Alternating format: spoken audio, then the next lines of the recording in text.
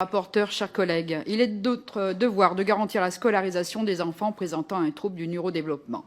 Si certains dispositifs favorisent déjà l'inclusion de ces élèves, ils ne sont pas assez nombreux. L'article 1er permettra en partie d'y remédier via la création d'au moins un dispositif dédié à la scolarisation en milieu ordinaire avec l'appui de professionnels du secteur médico-social dans chaque circonscription académique.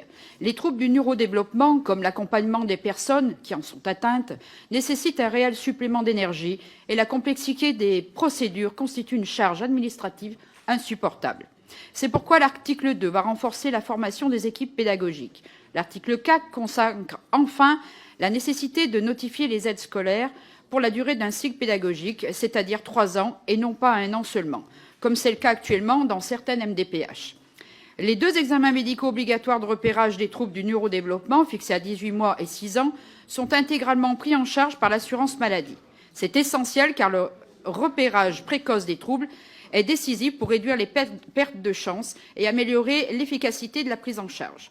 La stratégie nationale 2023-2027 pour les troubles du neurodéveloppement affichée par le gouvernement semble témoigner que celui-ci mesure toute l'importance du sujet. Nous y serons attentifs.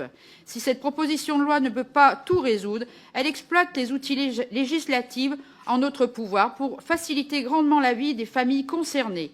Elle permettra la simplification des parcours et favorisera le répit pour les proches aidants. C'est pourquoi le groupe Les Républicains soutient cette proposition de loi. Je vous remercie. Merci Madame Bonnet.